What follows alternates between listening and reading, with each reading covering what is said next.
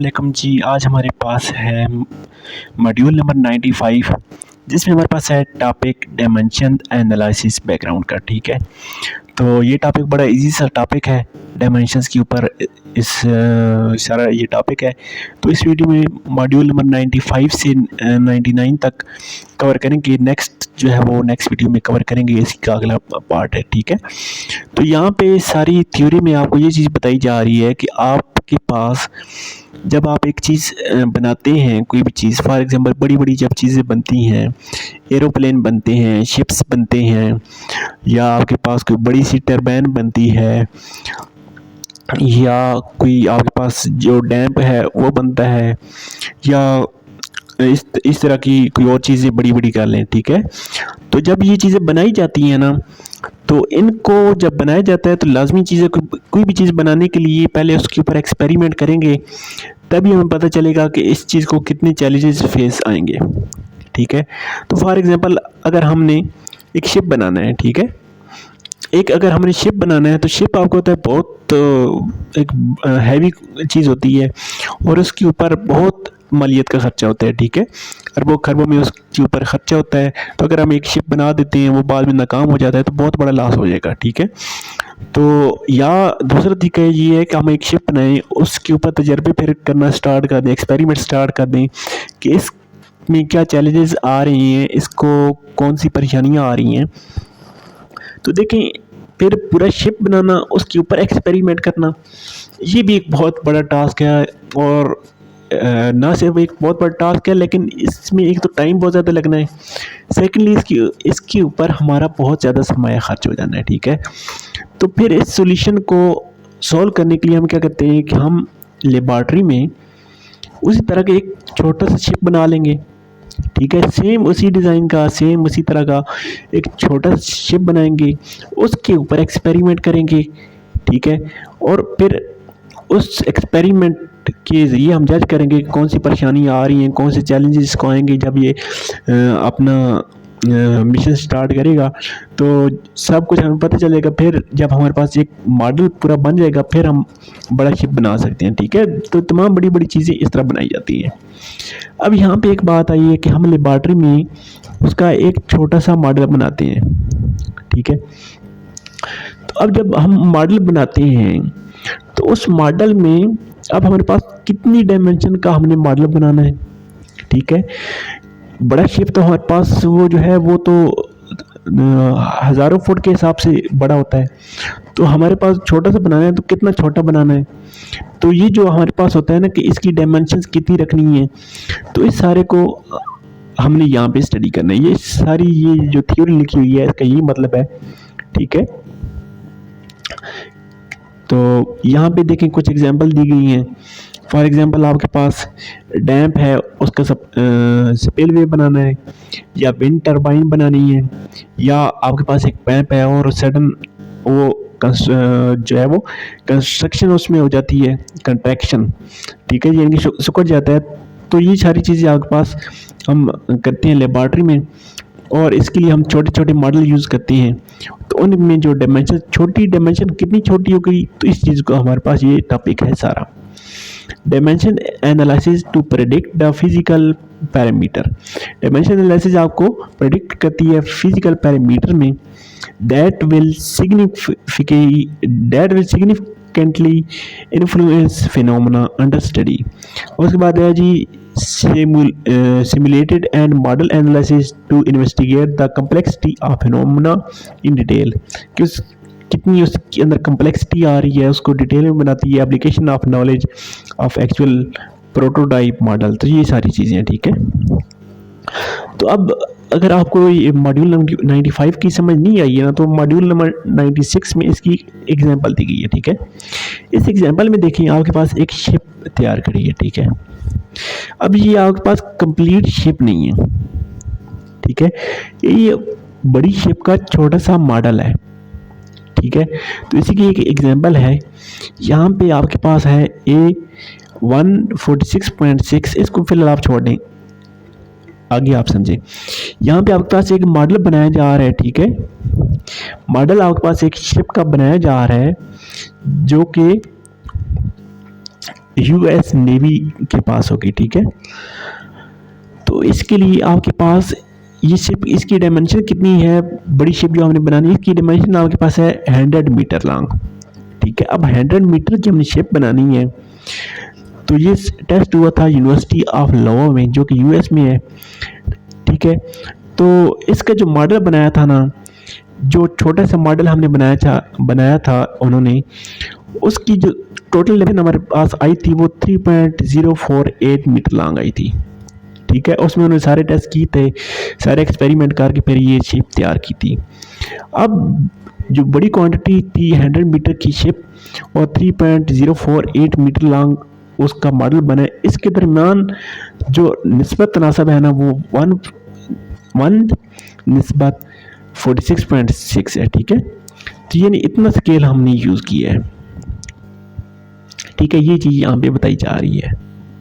इसका ऑब्जेक्टिव क्या होता है, इसका ऑब्जेक्टिव है जी develop better understanding of dimension, dimension की अच्छी अंडरस्टैंडिंग के लिए, उनके यूनिट्स के लिए, डायमेंशनल होमोजेनिटी के लिए।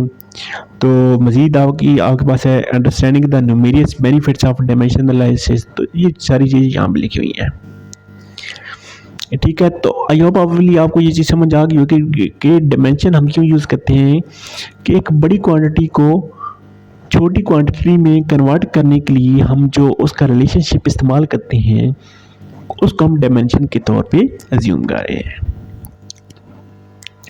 अब मॉड्यूल नंबर 97 में डायमेंशन की प्रॉपर डेफिनेशन आ गई है। डायमेंशन की आपके पास इसने डेफिनेशन क्या की है कि आप measure of physical quantity without numerical value, ठीक है। डायमेंशन की ये वाली डेफिनेशन है। फॉर एग्जांपल आपने किसी एरिया का, बल्कि एरिया भी छोड़ें, किसी सड़क की लंबाई चेक करनी है, ठीक है। तो उस सड़क की लंबाई आपके पास आ जाती है 6 किलोमीटर, ठीक है। अब 6 इसमें फिजिकल क्वांटिटी है, किलोमीटर इसमें यूनिट है, ठीक है। तो ये है एक्चुअली क्या चीज़, ये लेंथ है, ठीक है। उस सड़क की लेंथ। अब ये जो लेंथ है ना, इसको हम बोलते हैं ये डायमेंशन है, ठीक है। या फॉर एग्जांपल आपके पास एक पानी वाली बोतल है, ठीक है। एक पानी वाली बोतल है, उसका वज़न कितना है, उसका मास कितना है, 4 kg। अब 4 इसमें न्यूमेरिकल क्वांटिटी है, kg इसमें यूनिट है, और ये 4 kg है क्या, ये इसका मास है। तो अब मास क्या चीज़ है, मास आपके पास डायमेंशन है, ठीक है। मास हो गई डायमेंशन, मास हो गई लेंथ हो गई, सेकंड हो गए, सॉरी टाइम हो गई, ये आपके पास डायमेंशंस है। नेक्स्ट आ जाए यूनिट पे। यूनिट क्या चीज़ है, यूनिट आपके पास है a way to assign a number to that dimension. जैसे हमने लिया था ना, लेंथ हमने ली थी, तो लेंथ हम किस चीज़ में मापते हैं, मीटर में। अब मीटर यूनिट आ गया। मैथ हम किस चीज़ में मापते हैं, मैथ हम मापते हैं केजी में। अब केजी हमारे पास इसका यूनिट आ गया। तो यूनिट ये चीज़ें हैं, ठीक है। यूनिट क्या चीज़ है, a way to assign a number to that dimension. उस डायमेंशन को एक नंबर देना आपके पास यूनिट होता है। देयर आर 7 प्राइमरी यूनिट, जिसको हम ऐसे यूनिट भी बोलते हैं, ठीक है। ये 7 है हमारे पास। इनको हम फंडामेंटल या बेसिक डायमेंशन भी कहते हैं। ये हमारे पास क्या चीज़ है, मास है, लेंथ है, टाइम है, temperature, electric current, amount of light and amount of matter. ये हमारे पास 7 बेसिक डायमेंशंस हैं, इनको आपने याद रखना है, ठीक है। ये आपके पास 7 बेसिक डायमेंशंस हैं। All non primary dimension can be formed by some combination of 7 primary combination, ठीक है। तो इन बेसिक कम्बिनेशन को यूज़ करके हम मज़ीद आगे नॉन प्राइमरी डायमेंशन बना सकते हैं। फॉर एग्जांपल आपके पास फोर्स होती है mass into area, F equal M A है ना। तो अब यहाँ पे मैस भी इन्वॉल्व हो गया, एरिया भी इन्वॉल्व हो गया। एरिया मज़ीद आपके पास, ठीक है। ये आपके पास आगे लेंथ, ठीक है, पर यूनिट एरिया, ठीक है। तो वो लेंथ इनवर्स का स्क्वायर, ठीक है। तो ये आपके पास फंडामेंटल यूनिट्स आ गए।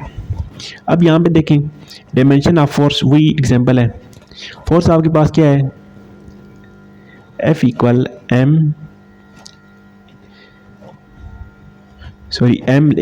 इंटू लेंथ, ठीक है, divide by time square.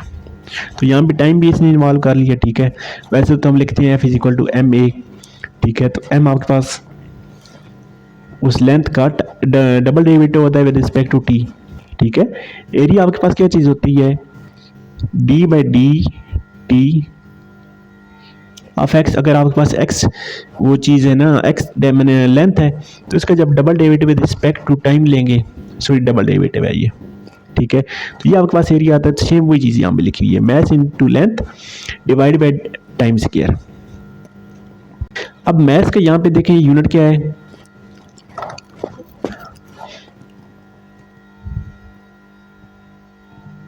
Use की है, ठीक है, मैथ है।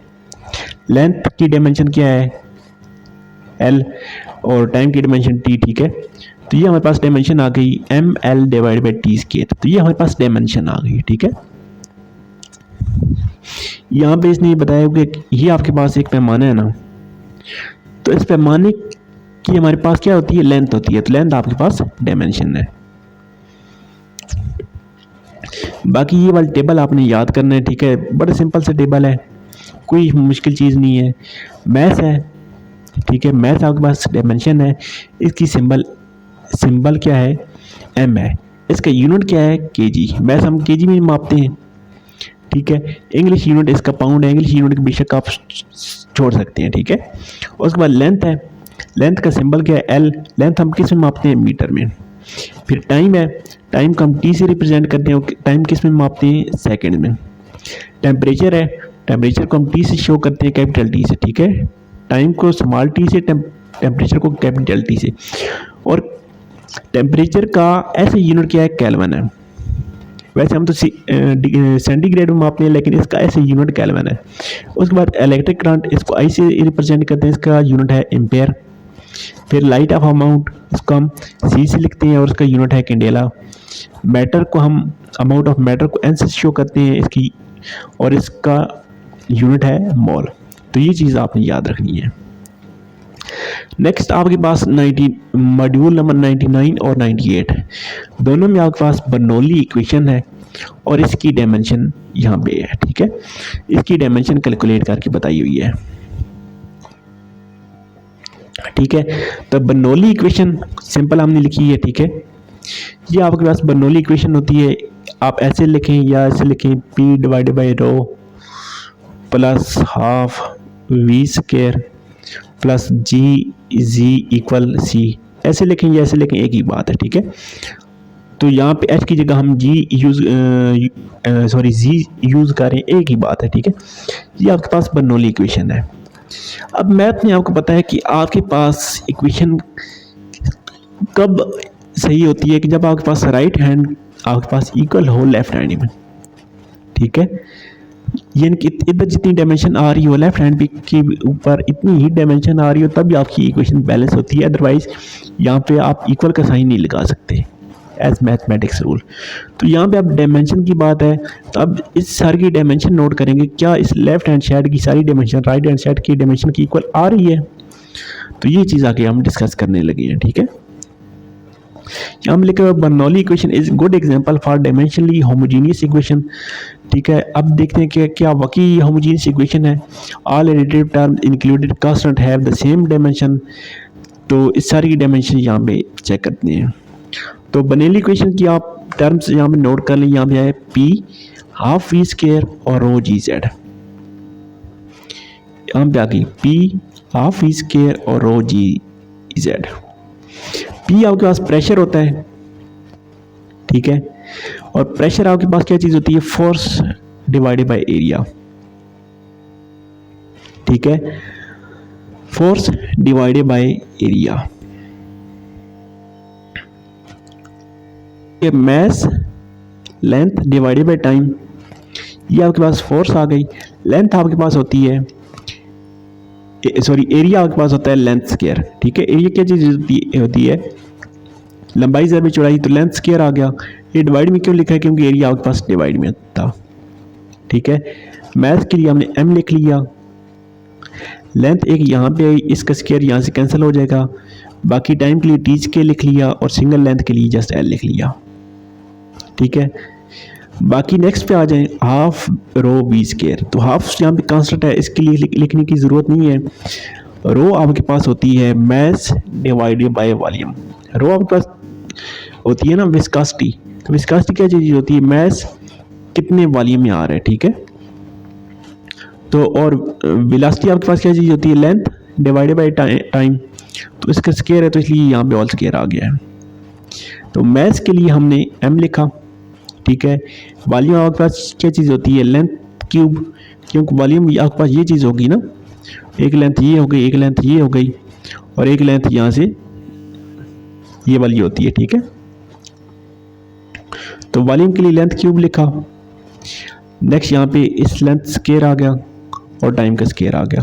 तो यहाँ से लेंथ स्क्वायर इस क्यूब से कैंसिल हो जाएगा, तो ये m के लिए, मास के लिए m आ गया, लेंथ के लिए आपके पास l आ गया और टाइम के लिए t स्क्वायर आ गया।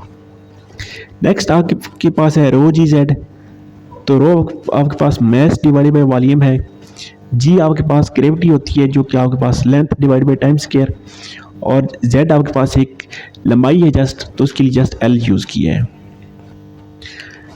देन मास के लिए m यूज़ करेंगे, ठीक है। मास के लिए m यूज़ कर लिया, लेंथ स्क्वायर और ये लेंथ क्यूब कैंसिल हो गए, एक लेंथ बची, इसके लिए l, और टाइम के लिए t स्क्वायर यहाँ पे लिख लिया। की डायमेंशन की बात तो देखें, रो की डायमेंशन, हाफ वी स्क्वायर की डायमेंशन और रो जी जेड की डायमेंशन, तीनों आपके पास mass divide by time square into l आई हैं, ठीक है। इनकी डायमेंशन, बल्कि इनके यूनिट हम निकाले थे पिछले भी किसी मॉड्यूल में 75 से 80 के दरमियान, ठीक है। तो ये आपके पास आ गए। तो ये तो आपके पास लेफ्ट हैंड साइड जो बर्नौली इक्वेशन की थी, उसके लेफ्ट हैंड साइड पे आपके पास ये वाले डायमेंशन आ गई है। तो राइट हैंड साइड पे कांस्टेंट है, तो कांस्टेंट की भी सेम डायमेंशन हो सकती है, ठीक है, कांस्टेंट कोई भी हो सकता है। तो बर्नौली इक्वेशन की आपके पास लेफ्ट हैंड साइड और राइट हैंड साइड की डायमेंशन इक्वल आ गई है, तो इसलिए ये आपके पास परफेक्ट इक्वेशन है। तो यहाँ पे डिस्कशन में लिखा हुआ है, if the dimension of any of the term were different from the others, it would be indicated that an error. तो अगर दोनों तरफ की आपके पास डायमेंशन सेम नहीं आ रही इक्वेशन में, तो ये आपके पास एरर है, was made somewhere in the analysis. तो ये आपके पास एनालिसिस में कहीं पे एरर आ रहा है। नेक्स्ट टॉपिक नंबर 100 से नॉन डायमेंशनल इक्वेशन स्टार्ट करेंगे नेक्स्ट वीडियो में। तब तक के लिए थैंक यू, अल्लाह हाफ़िज़।